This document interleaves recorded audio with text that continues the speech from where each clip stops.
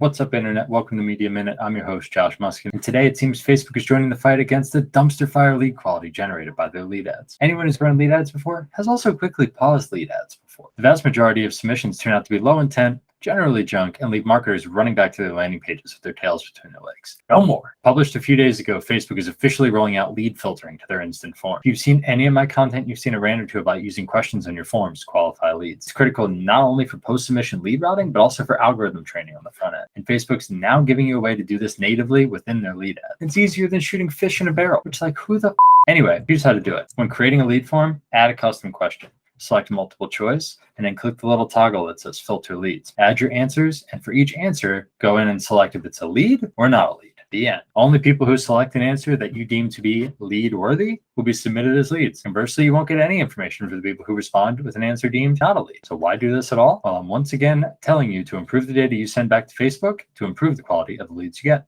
Simple as that.